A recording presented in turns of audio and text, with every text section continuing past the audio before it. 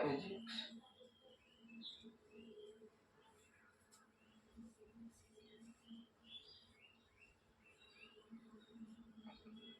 Class 11। Topic क्या है, ध्यान से देखिएगा। टॉपिक है आपका न्यूटन के गति के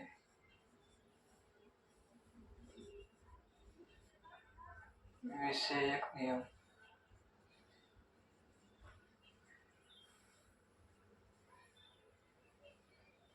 विषयक नियम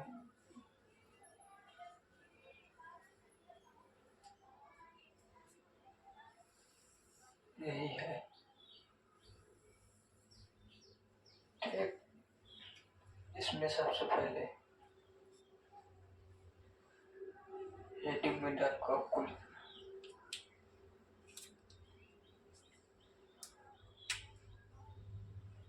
न्यूटन के इस नियम के अनुसार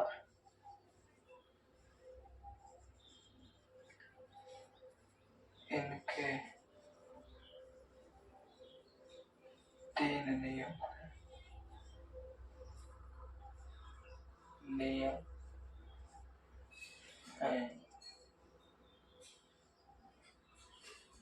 पहला क्या नियम है?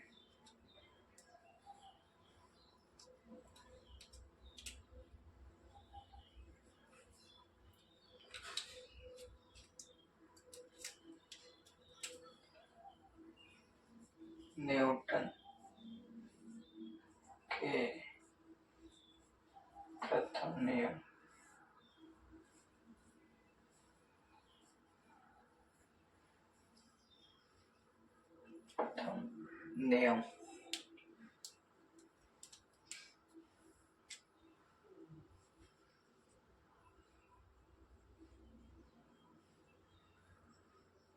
इस नियम के अनुसार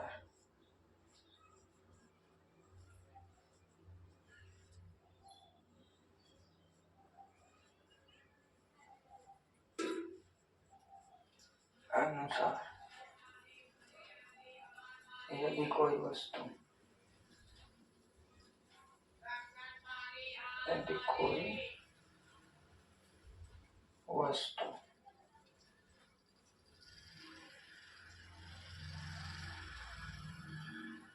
विरामावस्था में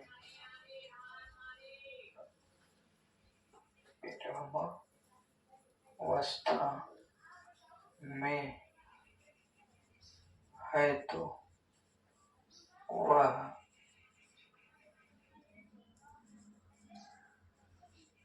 विरामावस्था में ही रहेगी। क्या? इस नियम के अनुसार यदि कोई वस्तु विरामावस्था में है तो वह विरामावस्था में ही रहेगी, और यदि वह गतिज अवस्था में रहेगी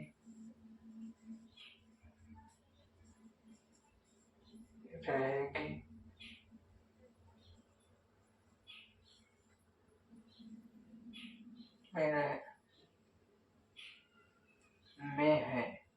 क्या? गति अवस्था में है तो वह गतिज अवस्था में ही रहेगी। न्यूटन के गति के विषयक नियम, यहाँ पे गलत लिखा गया है, थोड़ा सा मिस्टेक। विषयक नियम, न्यूटन की गति के विषयक नियम। इस नियम के अनुसार इनके 3 नियम हैं। इस नियम के अनुसार कितने नियम है? 3 नियम। पहला नियम न्यूटन के प्रथम नियम। इस नियम के अनुसार यदि कोई वस्तु विराम अवस्था में है तो वह विराम अवस्था में ही रहेगी। यदि कोई वस्तु गतिज अवस्था में है तो वह गतिज अवस्था में ही रहेगी।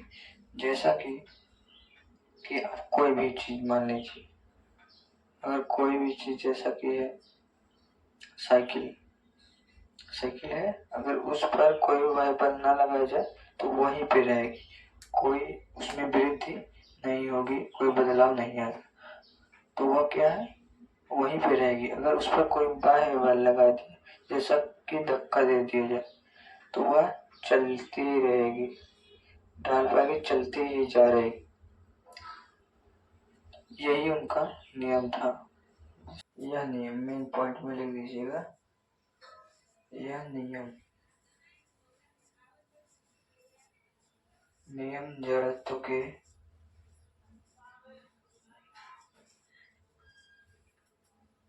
नियम को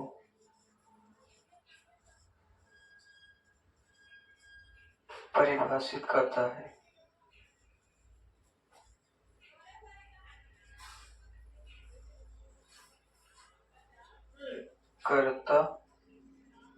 है। इसलिए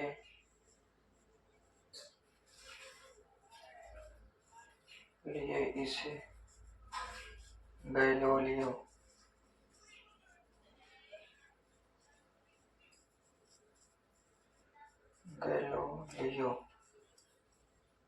का नियम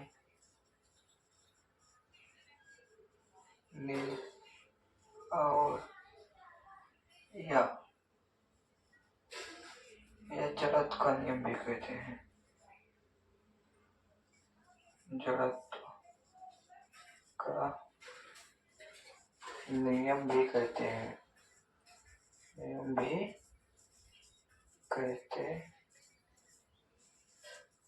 फिर से एक बार ध्यान से सुन लीजिए। इस नियम के अनुसार यदि कोई वस्तु विराम अवस्था में है तो वह विराम अवस्था में ही रहेगी। यदि वह गतिज अवस्था में है तो वह गतिज अवस्था में ही रहेगी। यह नियम जड़त्व के नियम को परिभाषित करता है। क्या? यह नियम जड़त्व के नियम को परिभाषित करता है, इसलिए इसे गैलीलियो का नियम भी कहा जाता है और इसको जड़त्व का भी नियम कहते हैं, क्योंकि यह जड़त्व के नियम को परिभाषित करता है। ठीक है, इसमें बस इतना ही है। अब देखो दूसरा नियम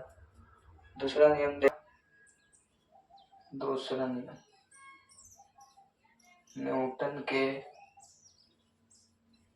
द्वितीय नियम।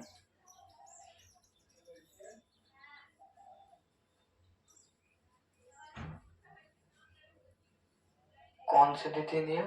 न्यूटन के गति के विषयक के द्वितीय नियम। ठीक, अब इसमें देखिए, इस नियम के अनुसार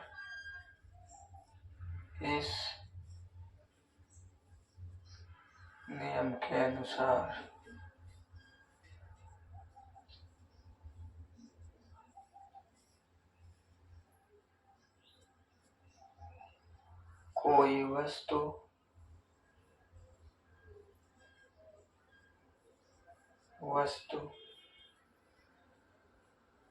पर कार्यरत बल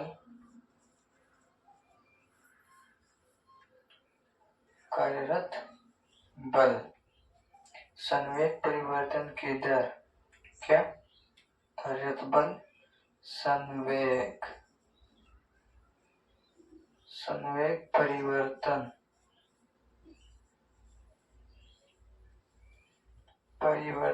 के दर मतलब क्या होता है? समय। परिवर्तन की दर के अनुक्रमानुपाती होता है।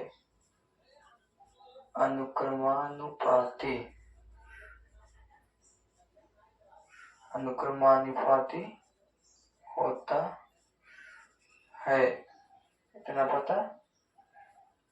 इस नियम के अनुसार कोई वस्तु पर कार्यरत बल संवेग परिवर्तन के दर के अनुक्रमानुपाती होता है तथा संवेग पर लगाए गए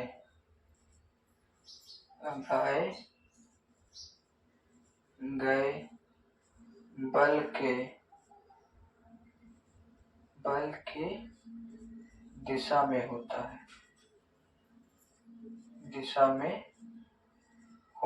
है। इस नियम के अनुसार यदि कोई वस्तु पर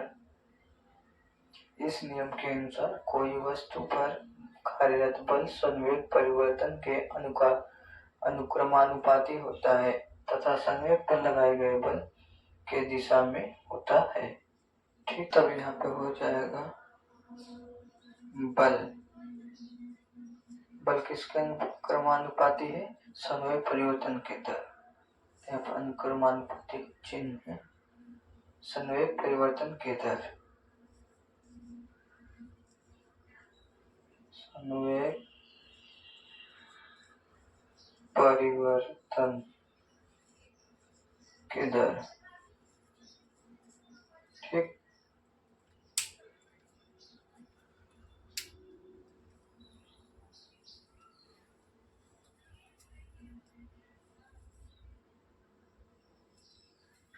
ना नोट करने के बाद देखिए इसके बाद क्या होगा।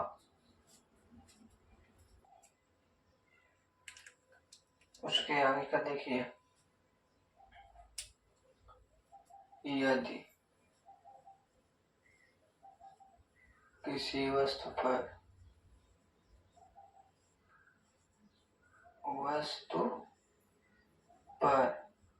F बल लगाने, कौन सा? कैपिटल F बल लगाने पर उसके संवेग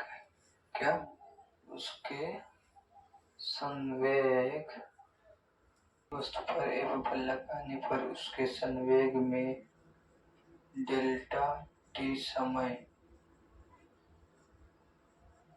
समय में परिवर्तन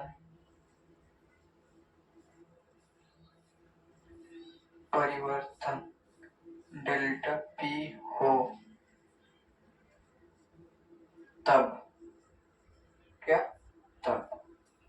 यदि किसी वस्तु पर F बल लगाने पर उसके संवेग में डेल्टा t समय में परिवर्तन डेल्टा p हो, तब देखिए क्या होगा।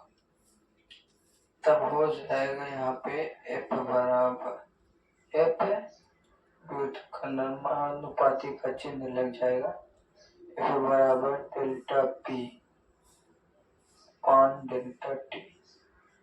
इतना समझ में गया। इसको लिख सकते हैं delta upon delta p delta t, इतना लिख सकते हैं।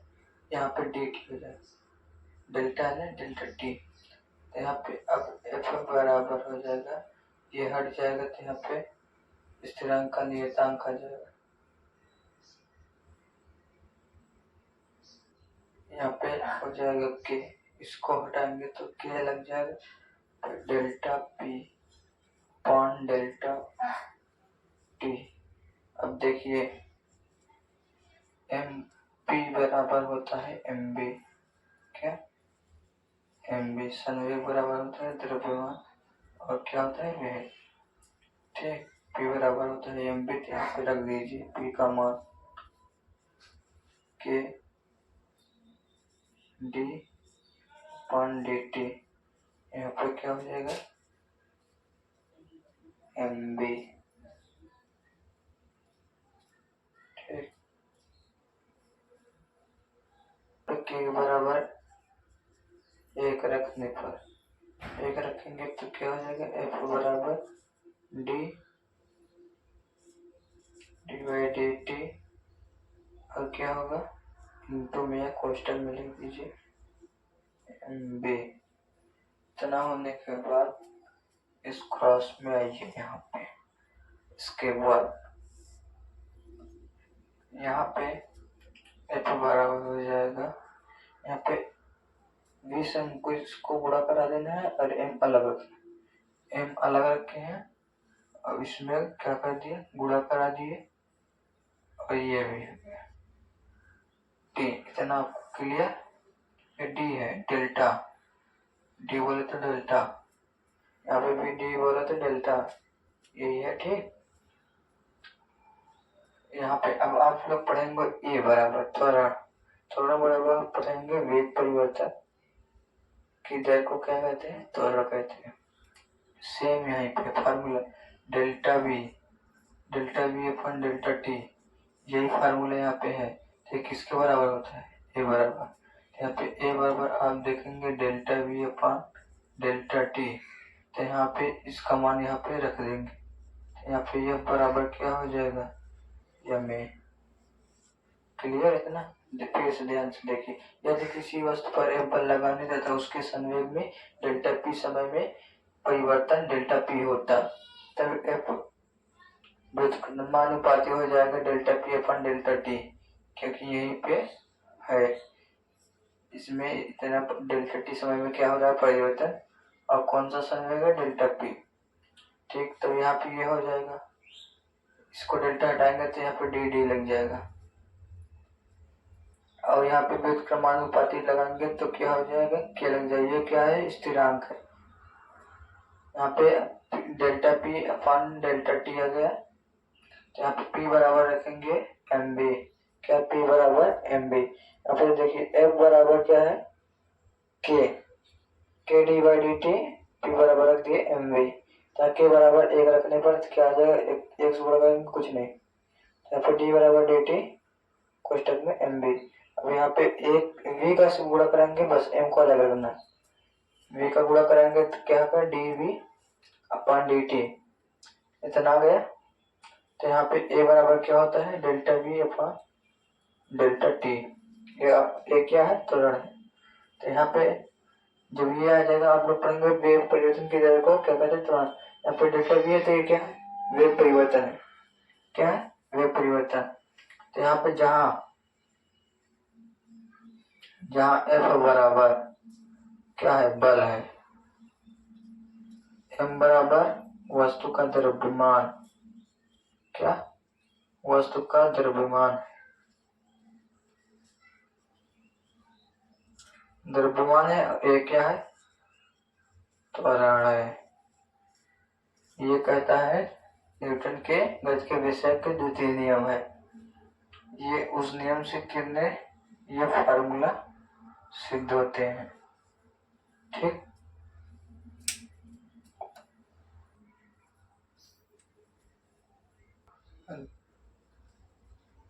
मान लीजिए कुछ इस टाइप का आपको सवाल दिया रहेगा, मानना है इस टाइप का सवाल रहता भी है, सवाल नहीं, सवाल क्या है देखिए ध्यान से, किसी वस्तु का द्रव्यमान 10 किलोग्राम है, कितना है, 10 किलोग्राम है, उस पर कितने न्यूटन का बल लगाया जाए, जबकि त्वरण बराबर क्या दिया है, 2 मीटर प्रति सेकंड स्क्वायर।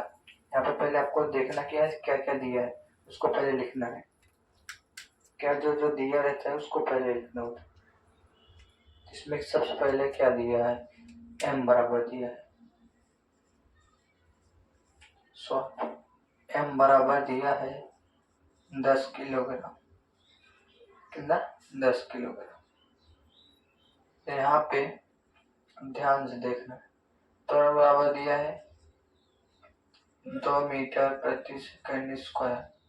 ठीक, अब इसको हमको क्या पूछ रहा है, बल, कितने न्यूटन का बल लग रहा है, क्वेश्चन मार्क।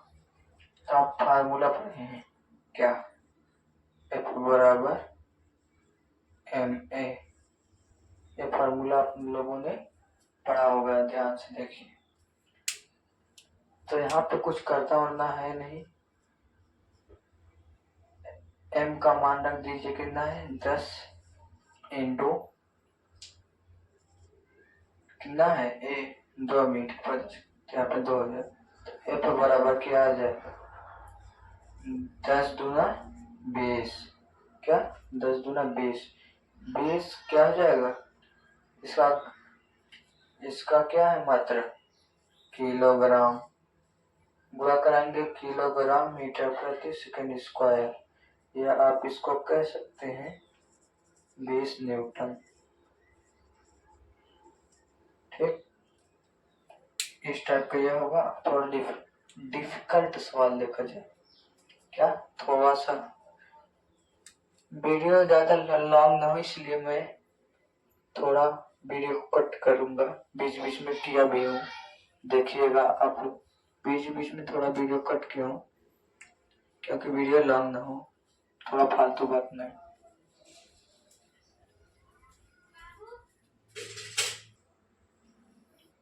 मान लीजिए कुछ इस टाइप का सवाल आ गया। क्या है सवाल, पहले ये देखिए। कोई वस्तु 10 मीटर प्रति सेकंड के वेग से चल रही है, 5 सेकंड बाद वह 20 मिनट के वेग से चलने लगती है, जबकि उसका द्रव्यमान 50 किलोग्राम है, तो उस पर कितना बल लगेगा। यहाँ पे आपको देख कुछ घबराना नहीं है, डरना नहीं बिल्कुल। ये सवाल एकदम सॉल्व है, एकदम सरल। ये कक्षा 9 में पढ़े भी होंगे आप, ध्यान से देखना है। इसमें क्या दिया है, वेग दिया। वेग क्या है, प्रारंभिक वेग। आप त्वरण बराबर पढ़े होंगे, क्या पढ़ेंगे, अंतिम वेग माइनस प्रारंभिक वेग अपान समय को क्या कहते हैं, त्वरण कहते हैं। आप ध्यान से देखिए, वेग परिवर्तन की दर को क्या कहते हैं, त्वरण कहते हैं। यहाँ पे ये क्या है, प्रारंभिक वेग है। पहले तो प्रारंभिक चाप, तो यहाँ पे क्या दिया है, u बराबर दिया है, u बराबर दिया है 10 मीटर प्रति सेकंड। t बराबर क्या दिया है, 5 सेकंड, 5 सेकंड। अब देखिए, फिर ये दिया है अंतिम चाल, कितना है, 20 मीटर प्रति, क्या है, v बराबर दिया है 20 मीटर प्रति सेकंड। द्रव्यमान कितना दिया है, m बराबर 50 किलोग्राम। यहाँ पे निकालना क्या है, f। तो इसमें कुछ नहीं, आप लोग पढ़ेंगे a बराबर, इसमें दिया क्या नहीं है, हमको पहले फार्मूले क्या होता है, m बराबर a, यहाँ m तो दे दिया है, ये m क्या किया है, दे दिया है, अच्छे से लिख दिया।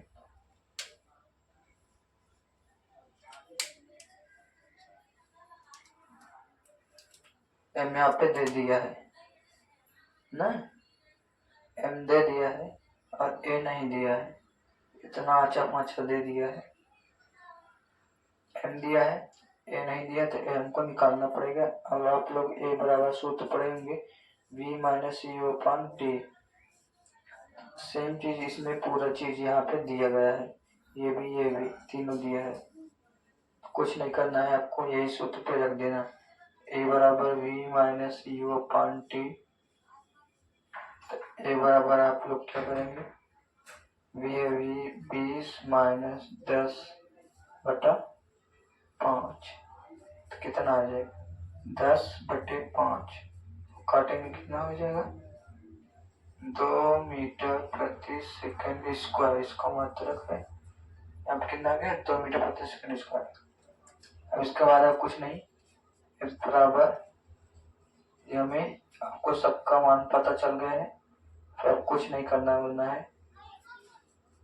m दिया है 50 किलोग्राम, ये कितना आया, 2 आया, क्या ये a ही है, 50 दूना क्या हो गया, 100 न्यूटन का क्या है, बल है। कितने न्यूटन का बल लगा, 100। अब समझ में आ गया, एकदम आसान सवाल है। यहाँ पे दिया है प्रारंभिक वेग, अंतिम वेग, समय, यहाँ पे द्रव्यमान। इस फार्मूले की सहायता से हम लोग a का मान निकाल लेंगे। तो उसके बाद आपको a का मान पता चल गया, m तो दिया ही गया है, इस पर मल्टीप्लाई करके बल का मान निकालेंगे। ठीक, इसमें कोई डाउट हो तो कमेंट कर दीजिएगा। बस आज के लिए इतना ही, अब तृतीय नियम कल देखेंगे, ठीक है, धन्यवाद।